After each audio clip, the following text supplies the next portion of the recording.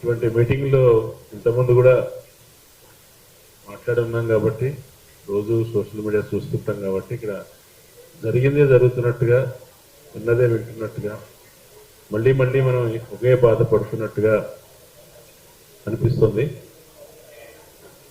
ఆ శ్రీనిధి విప్లవ శ్రీని చూసినప్పుడు జర్నలిజంలో ఒక కొత్త గొంతు, చాలా కాలంగా జర్నలిజంలో లోపించిన ఒక ధైర్యం, సాహసం అన్నీ ఉన్న ఒక స్వరం వినిపిస్తుంది అనుకుంటే చాలా తొందరలోనే ఆ అమ్మాయి మీద తీవ్రమైన ట్రోలింగ్ మొదలైంది. అయితే ఇది ఒకళ్ళ మీద అందరూ చెప్తున్నట్టుగా ఏదో ఒకళ్ళ మీద ఫోకస్ చేసి ఒకళ్ళ మీద టార్గెట్ చేసి జరుగుతుంది కాదు. కానీ అది మగవాళ్ళని విమర్శించి మగవాళ్ళ మీద జరిగే ట్రోలింగ్ ఒక రకంగా ఉంటుంది, ఆడవాళ్ళ మీద జరిగే ట్రోలింగ్లో అనేక అదనపు అసభ్యతలు, అదనపు దుర్మార్గాలు ఉంటున్నాయి. మగవాళ్ళ మీద కూడా కేవలం వాళ్ళ రాజకీయ వైఖరుల మీద మాత్రమే తిట్లే ఉండట్లేదు, వాళ్ళను కూడా చాలా హీనపరిచే ఒక రకంగా సామాజికంగా చాలా దూషణలన్నీ చేస్తున్నారు. ఇప్పుడు వీటి గురించి మాట్లాడుకునేటప్పుడు మేము దీన్ని ఒప్పుకోము, దీని మీద చర్యలు తీసుకోవాలి, మేము గట్టిగా పోరాడతాం లాంటివి చెప్పవలసిన అవసరం ఉంది, చెప్తున్నాము. దానికి చాలా ఈ సందర్భంలో చాలా సామాజిక స్వరాలు చాలా సంఘటితమయ్యాయి. కానీ నేను అనుకుంటాను ఈ పనులు చేయడంతో పాటు మనం అసలుకి క్లోజ్ డోర్లో కూర్చొని ఏం చేయాలి అని ఒక వ్యూహం ఆలోచించాల్సిన అవసరం కూడా ఉంది. ఆ వ్యూహం పబ్లిక్గా డిస్కస్ చేసేది కాదు. ఎందుకంటే ఈ జరుగుతున్న దాడి వ్యక్తులందరూ చెప్తున్నట్టుగా ఆర్గనైజ్డ్ దాడి, కానీ at the same time organisation నెట్వర్క్లో లేకుండా ఏ రాజకీయ అనుబంధం లేకుండా కూడా ఇట్లా మాట్లాడే వాళ్ళ సంఖ్య తక్కువేమీ లేదు. ఎందుకంటే ఇది రాజకీయ పార్టీల ద్వారా కొన్ని సామాజిక అభిప్రాయాలు కలిగిన వాళ్ళ ద్వారా ఎన్ఫోర్స్ అవుతున్న ఒక నరేటివ్స్ వార్ అనుకుంటున్నాను నేను.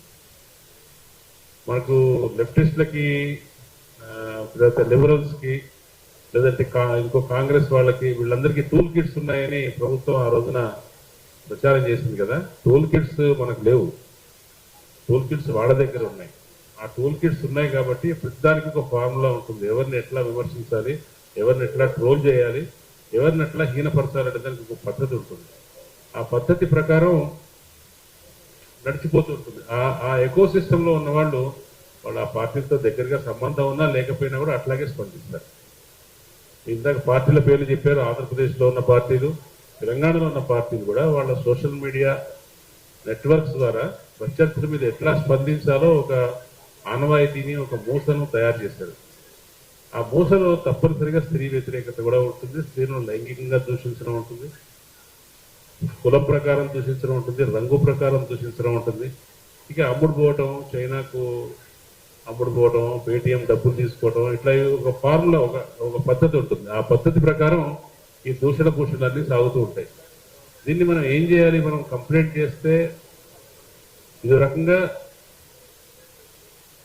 ఏం చెప్పాలి, బహిరంగంగా మనుషుల్ని అవమానపరచడం, ఒక రకంగా దాడి చేయటం, మానసికమైన దాడి చేయటం. మీకు తెలుసు కదా, ఇప్పుడు మొన్న తమిళనాడులో అధికారంలోకి వచ్చిన విజయ్ దేశంలోనే మొట్టమొదటిసారిగా ప్రజానాయకుడు కాకుండా ఇన్ఫ్లుయెన్సర్ అధికారంలోకి వచ్చాడంటున్నారు.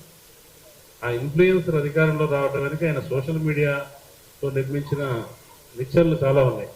కొన్ని వేలాది సోషల్ మీడియా అకౌంట్ల ద్వారా వచ్చారు. ఆ అకౌంట్లు అన్నీ కూడా కేవలం విజయ్ని ప్రమోట్ చేస్తూ మాత్రమే లేవు, విజయ్ని విమర్శించే వాళ్ళందరినీ తిడుతూ కూడా అతని ప్రభావాన్ని పెంచారు.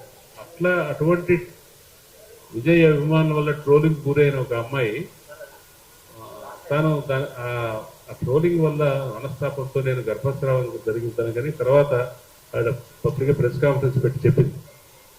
అంటే ఆడవాళ్ళను వేధించడం అనేది మొత్తం ఈ ఇన్ఫ్లుయెన్సర్ సోషల్ మీడియా ఎకో సిస్టంలో ఒక భాగం. వీళ్ళకి పోలరైజేషన్ కావాలి, జనాలు ఒకరినొకరు తలపడటం కావాలి, జనాలు దాంట్లో ఎంగేజ్ అయి ఉండటం కావాలి. కాబట్టి మనల్ని తిట్టడం ద్వారా కేవలం మనల్ని బాధించడం ఒక్కటే కాదు వాళ్ళు ఆశిస్తుంది, మనల్ని తిట్టడం ద్వారా సమాజంలో మరింత పోలరైజేషన్, అంటే తాను ఎట్లా తిడుతున్నారో ఒక వ్యక్తిని, ఒక జర్నలిస్ట్నో, ఒక కార్యకర్త, సామాజిక కార్యకర్తలు ఎట్లా తిడుతున్నారో మిగతా వాళ్ళు కూడా అట్లా తిట్టాలి, మీరు అట్లా స్పందించాలని వాళ్ళు ప్రేరేపిస్తారు. ఆ ప్రేరేపించడం అనేది ఆ లించింగ్ లో భాగం. Social media trolling nothing but lynching. ఆ లించింగ్ జరుగుతున్నప్పుడు మనం దాన్ని ఈ నెరేటివ్స్ యుద్ధం అయినప్పుడు మనం ఏం చేయాలంటే మనం కూడా ఒకటి మనకు సపోర్ట్గా న్యాయవాదులు ఎవరైనా ఉంటే మనకు సహాయం చేసేవాళ్ళు ఉంటే ఎడతెరకి లేకుండా ప్రతి హ్యాండిల్ మీద ప్రతి ఐడి మీద కూడా కేసులు పెట్టాలి. వాళ్ళని న్యాయస్థానంలో తీసుకోవాలి, పోలీసులు ఫాలో చేయాలి. తర్వాత ఇది సేమ్ టైం ఇందాక ఒక ఫ్రెండ్ చెప్పినట్టుగా ఎవరన్నా దూషించినప్పుడు దూషించడాన్ని ఇష్టపడిన వాళ్ళు, దాన్ని వ్యతిరేకించే వాళ్ళు, ఎందుకు ఇట్లా చేస్తున్నారు అనుకునే వాళ్ళందరూ కూడా దానికి కౌంటర్గా వెంటనే దాన్ని మేము ఒప్పుకోవట్లేదు, నువ్వు ఇట్లా మాట్లాడొద్దు చెప్పాలి. అట్లాగే మనం ఈ సోషల్ మీడియాలో ఉన్నవాళ్ళు కానీ, ప్రత్యేకంగా ఇండిపెండెంట్ జర్నలిస్ట్గా ఉన్నవారు కానీ, వీళ్ళందరూ కూడా తాము ఎట్లా స్పందించాలి, ఒక విషయం పట్ల ఎట్లా వైఖరి తీసుకోవాలనే దానికి ఒక జనరల్ ఒక ప్రవర్తన నియమావళి అన్న కానీ ఒక సెట్ ఆఫ్ రూల్స్ పెట్టుకోవాలి. ఆ రూల్స్ ప్రకారం ఆ ఎథికల్ స్టాండర్డ్ నుంచి మాట్లాడాలి. అది కూడా మనకు ఒక సమస్యగా ఉంది నిజానికి. ఇవన్నీ ఇది ఏది మనం ప్రాక్టికల్గా చేయగలం అనేది ఆలోచించాలి. దీన్ని ఖండించాము, ఇక ముందు కూడా ఖండిస్తాము.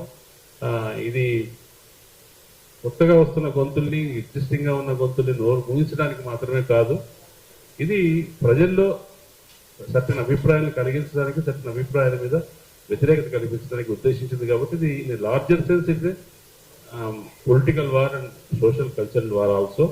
దీన్ని అందువల్ల వివిధ ప్రజా సంఘాలు, ప్రజల కోసం పనిచేస్తున్నాం అనుకునే వాళ్ళు, ప్రజల్లో వాళ్ళ అభిప్రాయాన్ని, వాళ్ళ ఆరోగ్యకరమైన అభిప్రాయాన్ని తీసుకెళ్దాం అనుకునే వాళ్ళు ఇది సమయుద్ధంగా కూడా భావించి ఒక కన్సర్టెడ్ అండ్ కోఆర్డినేటెడ్ ఎఫర్ట్ తోటి దీన్ని ఎట్లా ప్రియంప్ట్ చేయగలము, కనీసం ఎట్లా తగ్గించగలము అని ఆలోచిస్తే ఆ తగ్గుతున్న కొద్దీ మన వాయిస్ పెరుగుతుంది. మన వాయిస్ పెరిగినప్పుడు వాళ్ళు కొంచెం వెనక్కి తగ్గే అవకాశం ఉంటుంది. ఈ లోపల అట్లాగే ఈ దాడులన్నింటినీ ప్రత్యేకంగా పర్సూ చేసే ఒక ప్రజా కార్యకర్తలు అనేవాళ్ళు ఉండాలి. అట్లాగే సోషల్ మీడియాలో కూడా ప్రతి ఒక్కరు జరిగిన ఒక ట్రోల్ రాగానే, ఒక బూత్ రాగానే, ఒక తప్పుడు పని కనిపించగానే వెంటనే దాన్ని మేము అంగీకరించము అని చెప్పాలి. చాలా మంది అయితే ఎంత ఉదారంగా ఉంటారంటే వాళ్ళ ఫ్రెండ్స్ లిస్ట్లో ఉన్న వాళ్ళు ట్రోల్ చేస్తున్నా కానీ వాళ్ళు కనీసం అన్ఫ్రెండ్ కూడా చేయరు, వాళ్ళతోనే కొనసాగుతూ ఉంటారు. అట్లా కనీసం అటువంటిది ఏదో దీన్ని ఒప్పుకోమని చెప్పాలి. ఒప్పుకోమని చెప్పడం విషయంలో దాన్ని ఉద్యమం తీసుకురావాల్సిన అవసరం ఉంది. ఆ ఉద్యమం అట్లా మనం ఒక ఐక్యతను, ఒక కోఆర్డినేషన్ తెచ్చుకుంటే ప్రభుత్వం మీద ఒత్తిడి తేవడం కూడా ఈజీ అవుతుంది.